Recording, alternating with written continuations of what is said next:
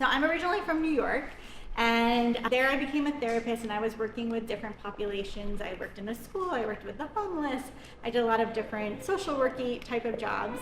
And then I got pregnant, and I was 6 months pregnant. My husband and I decided to move here because that's where he's from.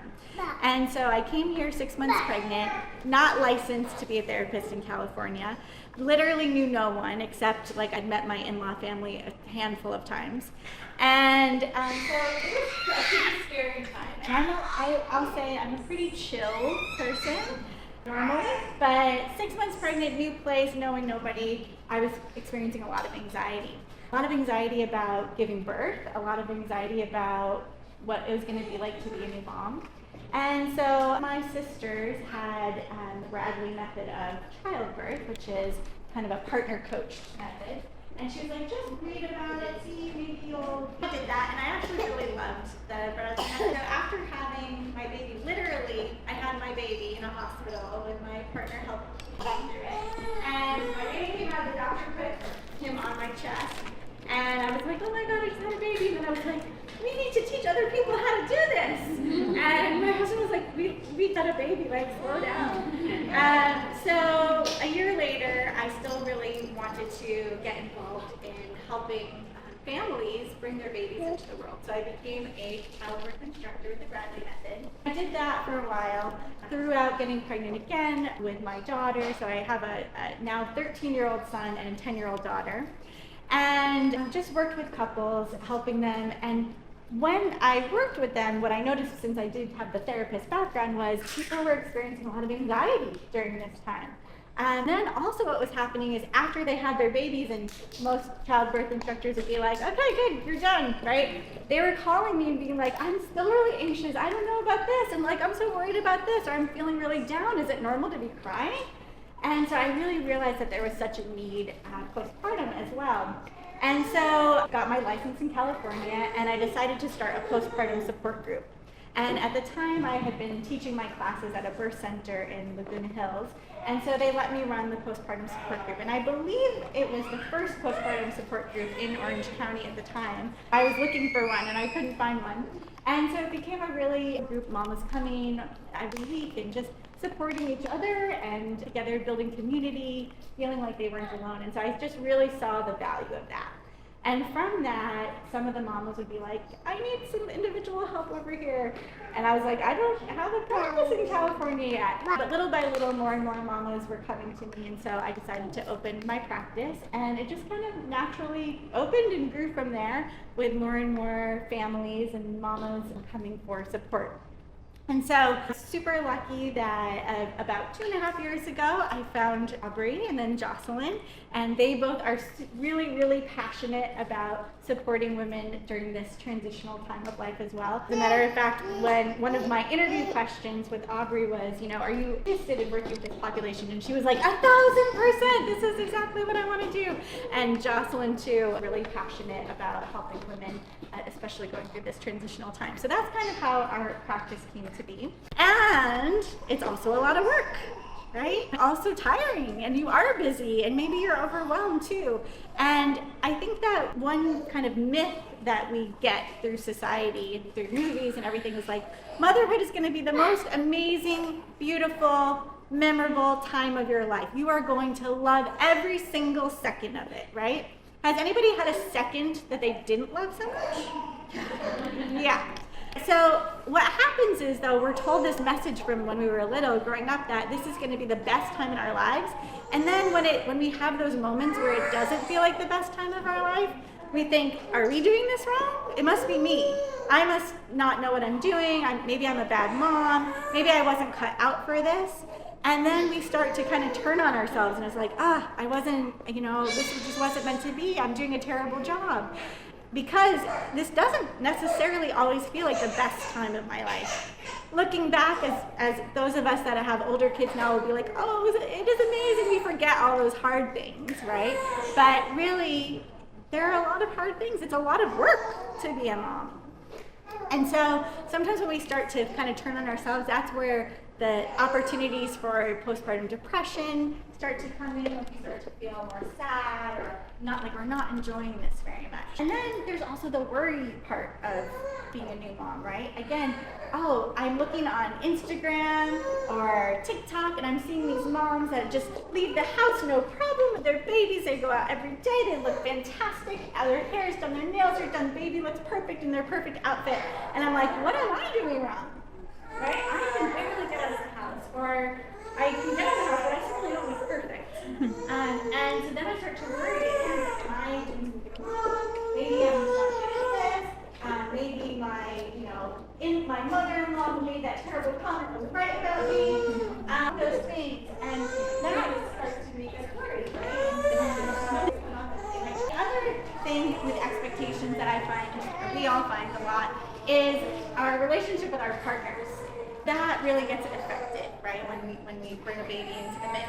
We might have thought me and my partner, we're both so excited to have this baby, we're in it, we're a team, and then the baby comes and we're like, whoa, I'm doing a lot more than my partner, or like my partner doesn't know the right thing to do, right? And that can cause a lot of strife in a relationship. Maybe, two people on just different things. Sometimes we feel like two ships passing in the night. We don't even know who our partner is anymore. All these things.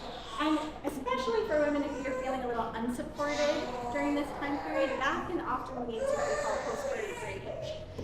We see that postpartum rage is often caused by lack of support, whether it be from your partner or other people in your community. But when you feel like you have to do it all the time, remember I said it was a lot of work, and you guys know you're living it.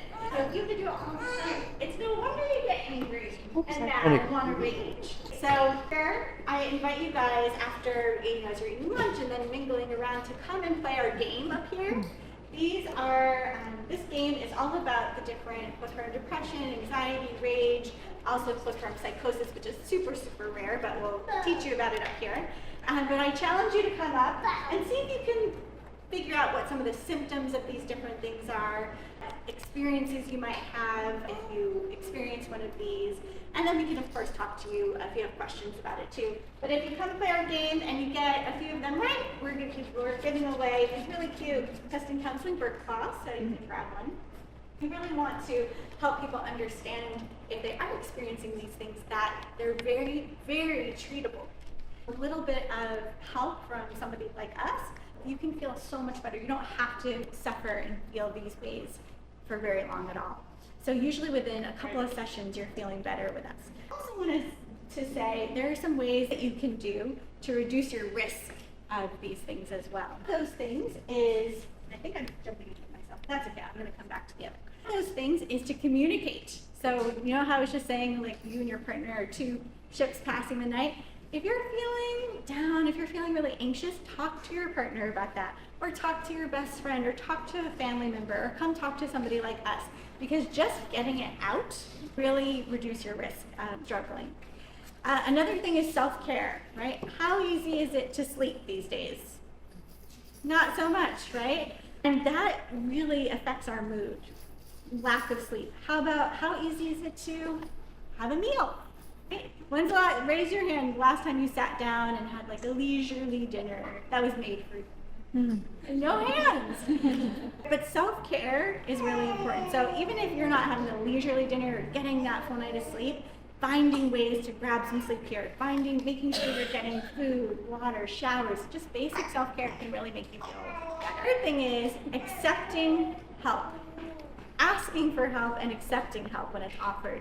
So as women, we're often like, we have to be able to do it all, and we can do it all. And you know what? We can do it all, but we're going to be miserable and not the best moms or partners doing it all. And so we have to accept help. I often say, life goes through phases, and one day you guys are going to be the ones that can help a new mom out. But now it's your time to accept the help and ask for the help and accept the help. And then the last way that I recommend trying to reduce your risk of what we call the PMADs, the postpartum anxiety and depression and things, is to fight isolation. And you guys are doing that right now, so good job. I also want Aubrey and Jocelyn to talk a little bit about some of the groups that we have to help build that mom community. So Aubrey, go ahead.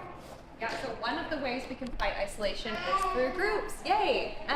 One of the groups that we're starting next Tuesday is a postpartum support group. So for moms with babies up to 1 year old, postpartum support group, we meet virtually so that we can get moms access to care.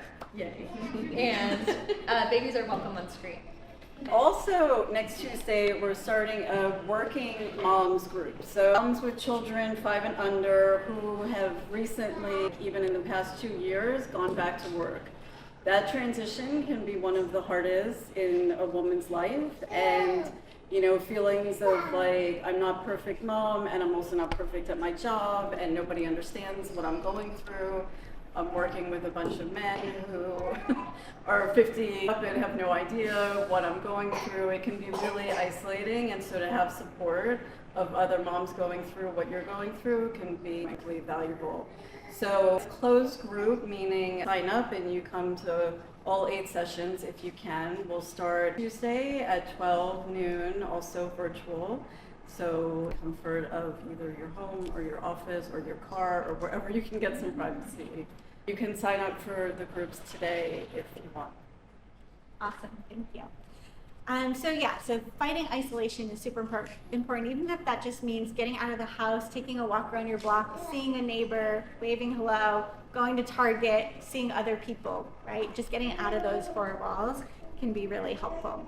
So important to be able to feel the sadness that we've lost some of that stuff. There's a concept called integration, which means 2 things can be true at once. We can be really happy that we have our baby and we can love them and we can find a lot of joy in them, and at the same exact time we can feel sad that we don't have our freedom, we don't have the same relationship with our partner, we can't just be spontaneous, we can't just get 10 hours of sleep anytime that we want, right? And it's important to feel those feelings so that they don't bubble up and come out in other ways, and just feel them and honor them and thank our past selves for them. So I want to share some tools with you guys. So I'm going to turn it over to Jocelyn, who's going to share a breathing technique with you guys so that when you are feeling sad or when you are feeling anxious or just having a hard day, it can really help to regulate your feelings and bring your nervous system back down. So she's going to share about our breathing techniques. So you can do this on your baby because, as you've probably experienced, right, you're calm. It can sometimes help to calm your baby. So anytime you're feeling like anxious, your heart's racing, you feel stressed, it can really help you. So I'm going to tell you what it is, and then I'm going to walk you through it. You're going to breathe in through your nose for the count of 4, hold it in for the count of 4, and then breathe out through your mouth for the count of 4. And we'll do that 4 times. Now we'll do it with your eyes closed or looking down at the table just so you're not distracted. But you can do it with your eyes open, changing a diaper, doing any of the million things you're doing all day. You don't have to have your eyes closed. If you're holding your baby and you want to give it a try, see if that's also your baby, that'd be great. Okay, so here we go again. Either close your eyes or just look down if possible.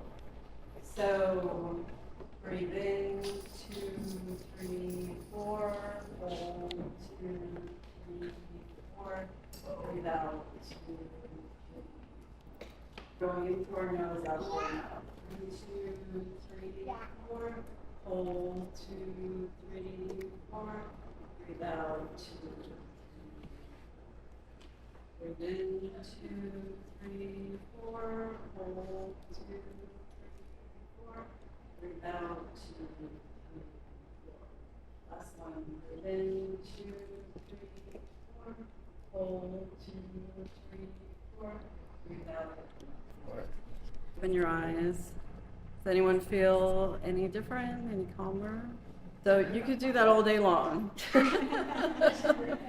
Now I'm going to invite Aubriette to share another relaxation technique that you can do with or without our babies as well. Let's relax even more. You guys, did everybody notice how quiet the room got? Yes, that was really nice. It's not often, right, in motherhood that we're getting quiet moments. So this is another way we can co-regulate with our babies. We know what it's like to be overstimulated and dysregulated, and how we need to bring our body back to calm. This is called the butterfly hug. You can do it with or without baby. I'm going to be without baby, obviously. And you're just gonna tap back and forth. So you cross your arms and tap back and forth. What's fun with kids is to, one, they love it being butterfly hug, right? And you're like, look, there's a butterfly on my chest. Giving a big hug to a butterfly. What this does is it activates your parasympathetic nervous system, which is your rest and digest. Your parasympathetic nervous system also gives a big silencio bruno to your sympathetic nervous system, which is your fight or flight.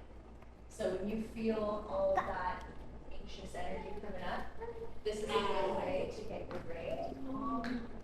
If you have a baby, yeah, tap that. And for a fun dad, and it's going to do the same for that. That's the butterfly. Simple things that you can do anywhere, anytime, to bring your hips back down to feeling more regulated.